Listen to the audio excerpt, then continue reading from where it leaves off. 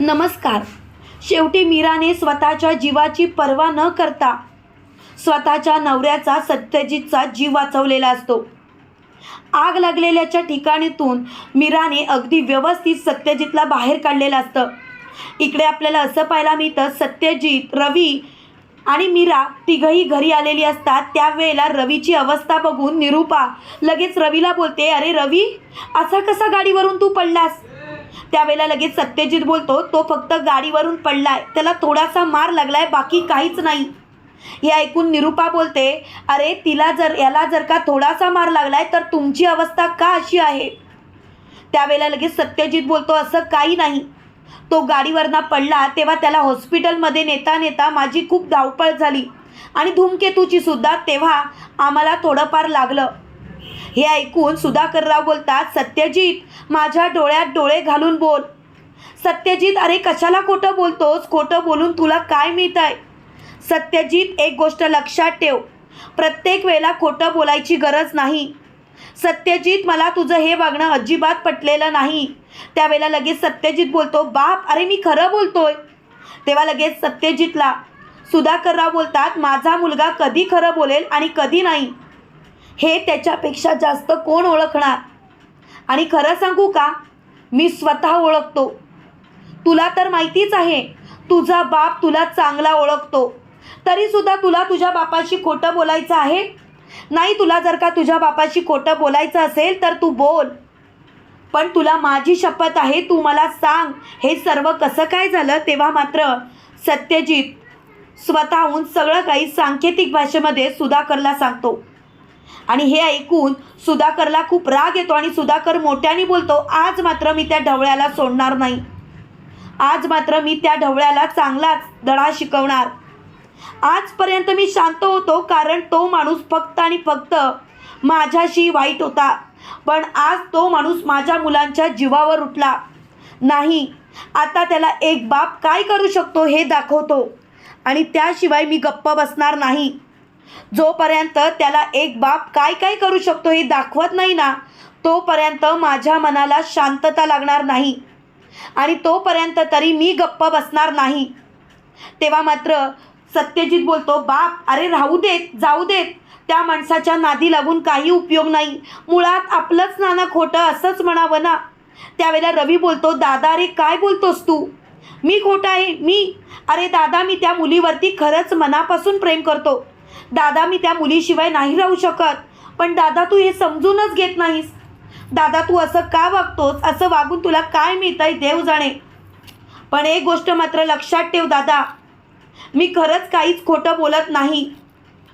माझं रियावरती प्रेम आहे आणि तुम्ही कितीही काही सांगितलं तरीसुद्धा मी त्या मुलीशिवाय लांब राहू शकत नाही. जेव्हा मला सत्य परिस्थिती कळली तेव्हा मला ती कोणाची मुलगी आहे हे समजलं, पण तोपर्यंत मला काही माहिती नव्हतं. प्लीज दादा, अरे माझ्या भावनांचा विचार करा, माझ्या मनाचा विचार करा. पण तुम्ही मात्र माझ्या मनाचा विचारच करत नाही आहात. तुम्ही असं का वागताय? नका ना प्लीज असं वागू. तेव्हा सुधाकरराव तिथून तावातावाने विक्रांतच्या घरी जायला निघतात. तेव्हा मात्र सत्यजित बोलतो, धूमकेतू चल, बाप खूपच चिडलाय, उगाचच रागाच्या भरात नको ते करून बसेल आणि तो ढवळ्या उगाचच पोलीस केस करेल. तेव्हा लगेच निरूपा सगळेजण तिकडे निघून जातात.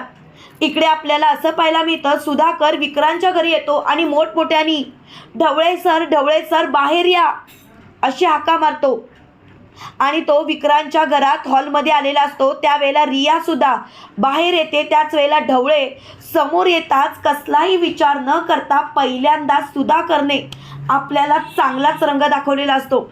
सुधाकरने स्वतःच्या मुलांसाठी का होईना पण स्टँड उचललेला असतो आणि सटासट विक्रांतच्या कानाखाली खेचलेले असतात. आणि सुधाकर विक्रांतला बोलतो, लाज वाटते मला, तुझी लाज वाटते. अरे जर का हिम्मत असेल ना तर माझ्याशी लढ, पाठून काय वार करतोस? अरे माझा मुलगा तुझ्या मुलीवरती बेधडक प्रेम करतो.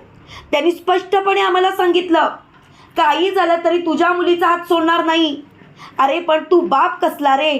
तू तर बाप असूच शकत नाहीस. अरे बाप तो असतो जो मुलीच्या मनातील सर्व इच्छा ओळखू शकतो. बाप तो असतो ज्याच्याजवळ आपल्या मुलीला काहीही बोलावं लागत नाही. आपल्या मनातील सगळ्या गोष्टी त्याला लगेच समजतात. बाप तो असतो जो आपल्या मुलीला नेहमीच आनंदी बघू शकतो. तो तिच्या आनंदासाठी काहीही करू शकतो. आणि बाप तो असतो स्वतःचा स्वार्थ बाजूला ठेवून आपल्या मुलीचा आनंद कशात आहे आणि आपली मुलगी जर का त्या आनंदात खुश राहणार असेल तर स्वतःची सगळी संकट बाजूला ठेवून आपल्या मुलीचा आनंद बघतो. पण तू या कोणत्याच गोष्टीमध्ये बसत नाहीस. तेव्हा मात्र विक्रांत बोलतो, बापाची व्याख्या तू नको सांगूस.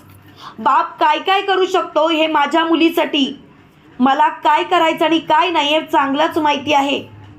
बाप म्हणून मी अगदी योग्य तो निर्णय घेतलाय. कारण मी त्या मुलीचा बाप आहे. म्हणूनच मला समजतंय की माझी मुलगी तुझ्या घरात जाऊन खुश राहणार नाही. अरे तुझ्यासारख्या मिडल क्लास माणसाच्या मुलाजवळ माझ्या मुलीचं लग्न, अरे चल, कोण समजतोस कोण रे तू स्वतःला? अरे काही झालं ना तरी माझ्या मुलीचा हात मी तुझ्या मुलाच्या हातात देणार नाही. तेव्हा लगेच सुधाकरराव बोलतात, चल चॅलेंज स्वीकारलं नाही ना तुझ्या नाकावर टिचून तुझ्याच मुलीला माझ्या घरची सून केली तर नावाचा सुधाकर गायकवाड नाही. तेव्हा मात्र सुधाकरराव मीरा रियाच्या डोक्यावर हात ठेवतात आणि रियाला बोलतात, पोरी मला फक्त तुझा निर्णय ऐकायचा आहे. तू फक्त मला सांग, तुझं खरोखर आमच्या रवीवरती प्रेम आहे का? तेव्हा लगेच मीरा बोलते, हो बाबा, माझं खरोखर रवीवरती प्रेम आहे आणि मला रवीशी लग्न करायचं आहे. काही झालं तरी मी रवीशिवाय राहू शकत नाही. बाबा एक गोष्ट लक्षात ठेवा, माझ्यासाठी जर का काही इम्पॉर्टंट असेल तर फक्त आणि फक्त रवी, बाकी काही नाही. बाकी मला कोणाचाही विचार करायचा नाही. त्यावेळेला लगेच सुधाकरराव म्हणतात, झालं तर मग अगं तू तर आता लग्नही करू शकतेस कारण तुला स्वातंत्र्य आहे. आणि विक्रांत, तू उगाच मधीच अडचण करू नकोस. जर का अडथळापणा करण्याचा प्रयत्न जरी केलास ना तरी सुद्धा तुझ्या नांग्या टेचायला मी कमी करणार नाही. कारण एक बाप आपल्या मुलासाठी काय काय करू शकतो हे मात्र मी तुला दाखवून देईन. कारण माझी मुलं माझा आदर्श आहेत, माझा स्वाभिमान आहेत. आणि माझ्या मुलांच्या वाटेला जर का तू गेलास ना तर दिवसा तारे दाखवायला सुद्धा तुला कमी करणार नाही. एक गोष्ट लक्षात ठेवायची विक्रांत, आज माझ्या मुलाच्या केसाला धक्का लावलायस, पण उद्या जर का काही करण्याचा प्रयत्न केलास तर तुझा जीव घेऊन जेलमध्ये जायला सुद्धा मी कमी करणार नाही. तेव्हा मात्र विक्रांत चांगलाच घाबरतो आणि याने मात्र सुधाकरने आज चांगला सिक्सरच मारलेला असतो. पहिल्यांदा विक्रांतला चोख उत्तर दिलेलं असतं आणि त्याच्या मुसक्या आवळलेल्या असतात. तुम्हाला हा भाग कसा वाटला कमेंट करून नक्की कळवा. आणि असेच मालिकेंचे नवनवीन अपडेट पाहण्यासाठी व्हिडिओला लाईक आणि चॅनलला सबस्क्राईब करायला विसरू नका. थँक्यू.